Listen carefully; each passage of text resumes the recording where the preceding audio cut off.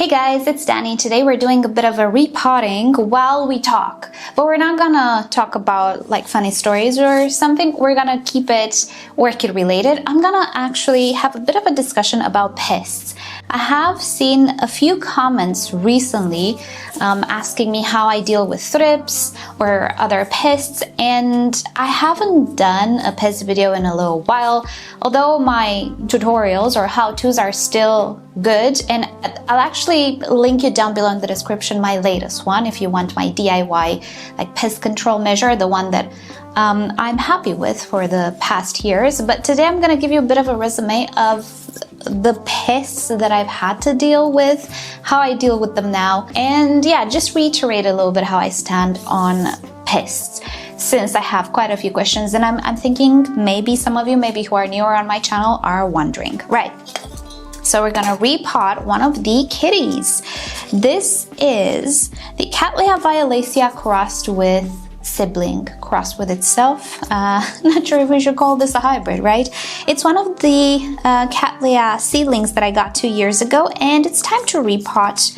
Even though, you know, I could still leave her here, I kind of just want to go ahead and change the medium. I feel like it's a little old. Righty, so first and foremost, what you should know about me is that I am not a fan of insecticides. And when I say insecticides, I mean like the ones that present a degree of toxicity. There's, I guess, no real or better reason for it other than I'm just bothered. That's something that bothers me, and I have a bit of a phobia of like toxic things in my house, so I've always been this way.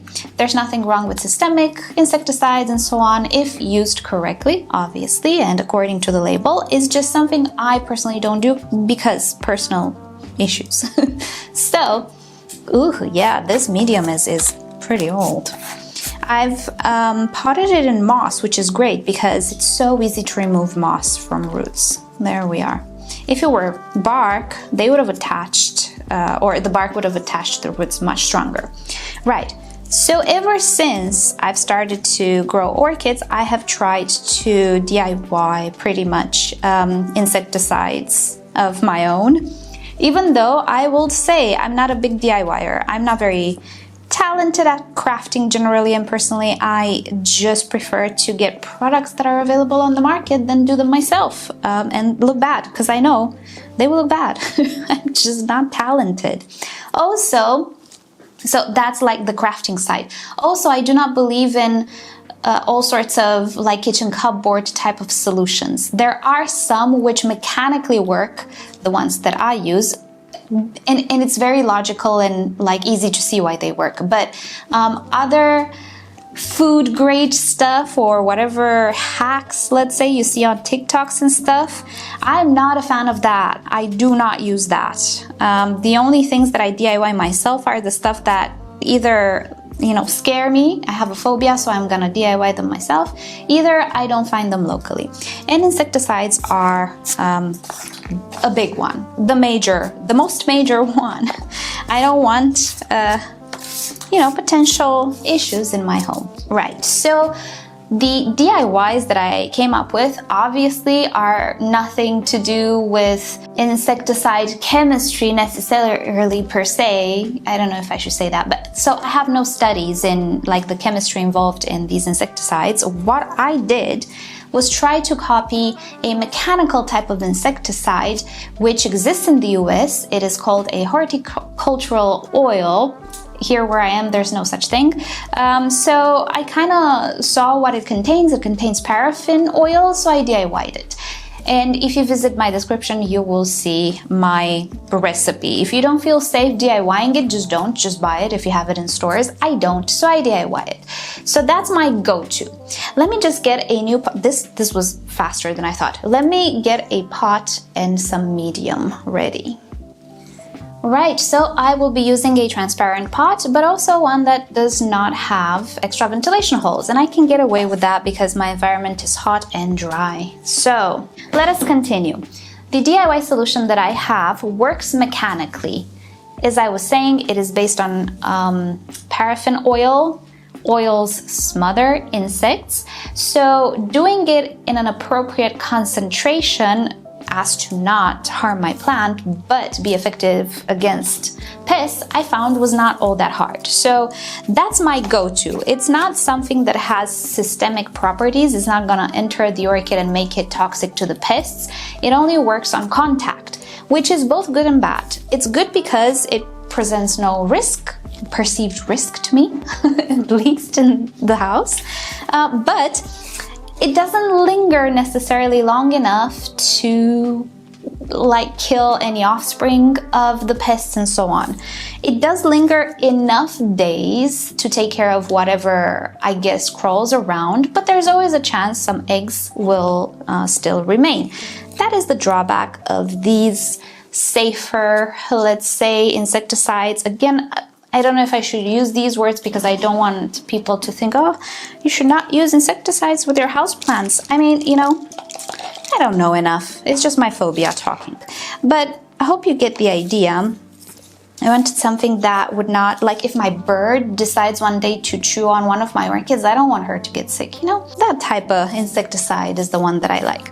So because it's a mechanical insecticide, it doesn't really care what type of insect it works on. Any insect small enough will be smothered by that oil.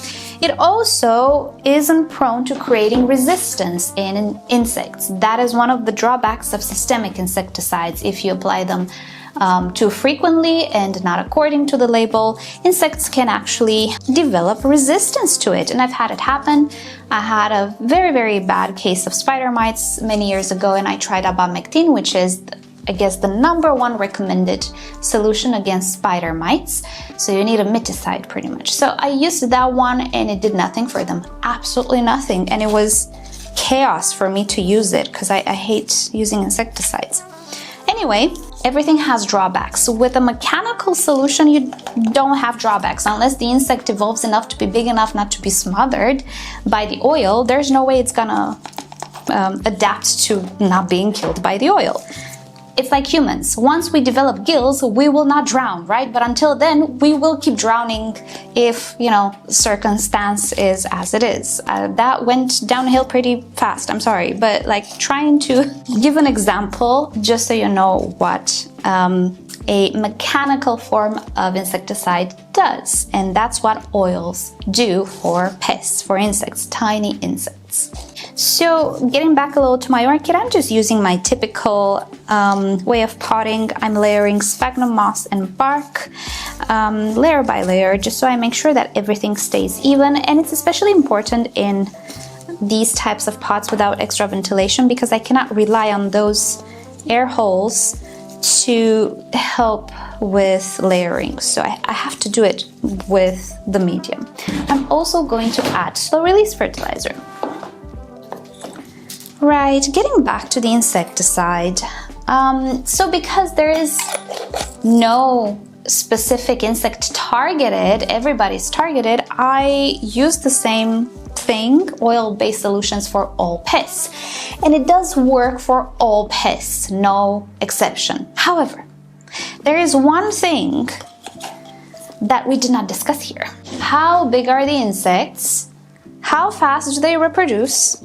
Can they crawl? Can they fly? Can they move around fast? And well, in my experience with all orchid pests, typically you can get to them before they move around. For example, spider mites, yes, they're very tiny, but they don't fly and they also don't crawl way too much. I find that typically they sit on the plant they infect and they don't really travel all that much. So spider mites, we don't really have an issue with having them infest a room in a week.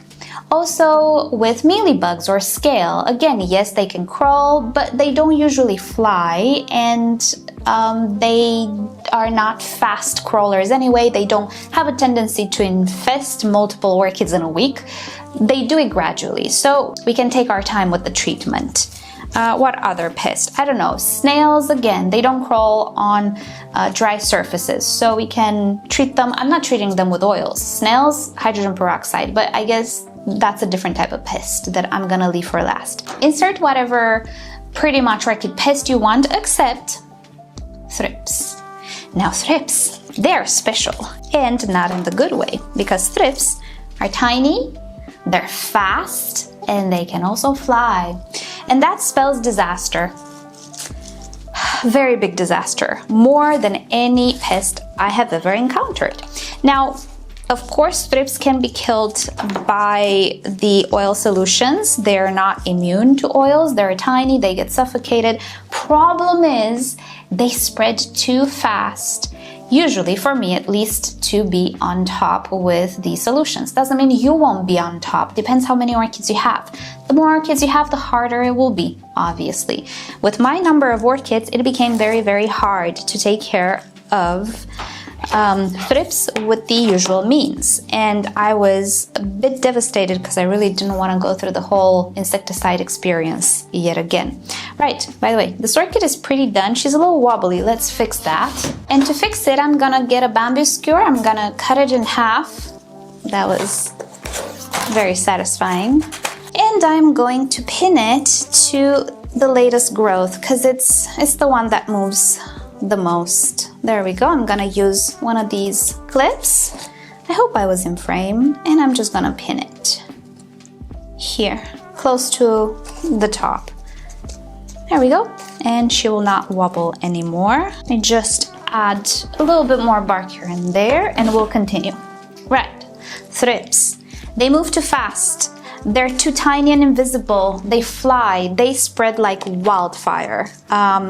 Oils, although effective, are just not delivered in time. I hope that makes sense. So, thrips are, to this day, the only insect that I actually treat differently. If I have a small infestation, though, I will treat with oils. Parenthesis, I'm not necessarily always making my DIY solution. Sometimes I'm using Leaf Shine. It's paraffin oil in a spray, and if I'm careful with my sprays, it does the same thing. It's very risky, very tricky to use, but I've been using it for many years and I'm good. If I see an infestation, first I will do this. I will take care of it like this. And I hope you can see there is a very tiny layer of oil, shiny layer. That's enough to kill anything, pretty much. I also like to avoid a little bit water because it can create some issues with the crowns of orchids. So the spray solution works for me, but it's risky. Anyway, it's still oil-based. So thrips, though, in large numbers, I discovered I cannot treat with oils like that. What I use is a product called Laser, and it's based on spinosad or spinosad. I don't know how you pronounce it. Spinosad is a natural compound as far as I know. I will not go ahead and say it's not toxic because it obviously is to insects.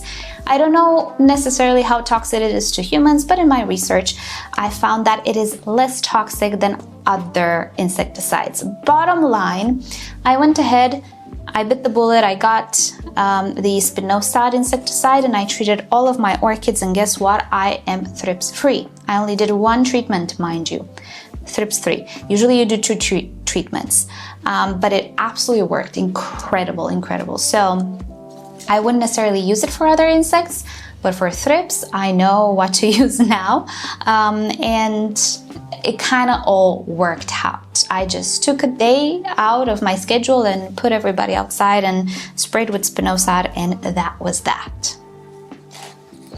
To get back to our orchid, now all I have to do is water it. I typically do not soak medium prior to repotting because it's just sticky and it creates a mess. And it really doesn't matter if you're going to water orchids before or after you repot them. I can water this one now or soak it now if I so desire, and it will be the equivalent of me soaking the medium prior to use, right? So that's what I'm going to do now, and I will come back, see if I have another tiny orchid to repot, or wrap up a little bit the insect discussion. It was short and sweet. Hopefully it's a nice change because I usually blab, but yeah, I wanted to go through the insect situation really, really fast. I'm going to talk a little bit about snails as well and wrap up the insect situation. I will be right back. Alrighty, so I just watered my orchid. Let's go through the snail situation very fast. Snails have been, the bush snails, the tiny snails, have been a pest of mine ever since I started collecting orchids. I think they were my very first pest. And it took me 1 year to figure out how to efficiently get rid of them, and that is whenever I purchase new orchids and I repot them, I spray the root system with hydrogen peroxide 3% that you can find at pharmacies, both human and veterinary, I think. You don't need to dilute it with anything, you don't need to rinse it. What I usually do is put it in a spray bottle and spray the entire root system, maybe up to the base of the pseudobulbs or the stem. That's where bush snails tend to hide, near the base or in the medium. I also never reuse the medium, and ever since I started to do this, I have never ever, not even once, had an issue with bush snails. Not doing this treatment and just like rinsing the roots leaves the eggs, if there are any, intact. So I always had bush snails coming back if I didn't treat the roots with hydrogen peroxide. Now, of course, you will find on the internet videos saying that you shouldn't do this, you shouldn't do that because you're harming orchids, blah blah. Okay, what do you prefer to harm your orchid, hydrogen peroxide or bush snails? I will argue out of experience that bush snails are more harmful than hydrogen peroxide. So that's bush snails out of the way really quick. Wow. I should do TikToks now because I can express myself fast. Right, and to wrap up the insect situation, as I was saying, I still do not use insecticides. I don't believe it is necessary in a home environment, not even with the amount of orchids that I have. Imagine less. If you have 10 orchids, I would not go grab insecticides from the store. I would try to either purchase something that is mechanical based. You can go and try to find insecticidal soaps, although I don't think they work that well. You can go and find horticultural oils, solutions based on oil pre-made from the shops, or you can make them yourself if you feel courageous, and you have the recipe down below. So for home growing, I think that's like the safest for everybody. If you're okay with insecticides, by all means use them, but make sure to take precautions. They're usually specified on the label, and make sure you dispose, that's a big one. Nobody talks about it. Dispose of the product accordingly, because it's a toxic thing you're gonna introduce in the environment if you dispose of it incorrectly. So there are quite a few things, as you can see, that bother me about insecticides, although they have their role. Right, and yeah, that's it. I dealt with all of the pests in this manner. As I was saying, now all I do is use my little spray here. I don't know if you have this brand in your country. I think it's a Greek brand. I really don't know. But yeah, there are many leaf shiners, I guess, on the market. Make sure to get some that are paraffin-based or mineral oil, actually mineral oil-based. And if you intend to try it, try from a distance, like so. I hope you could see like that little vapor. Keep your distance and be mindful not to overdo it, because this thing can suffocate orchids if used incorrectly. So that's how I take care of my insects. That has been like a resume of these whole 12 years of trying out stuff, viral hacks and whatever you feel like from the internet, and I stick with what I stick with because it actually works, and I hope this video helps you out. Wow, I feel like I've been like so fast-paced, so different, right? Did you like it? Do you want me to be more concise? Let me know. Right, so with that said, thank you so much for hanging out with me today. Hope you have a great day, and I'll see you all next time. Bye!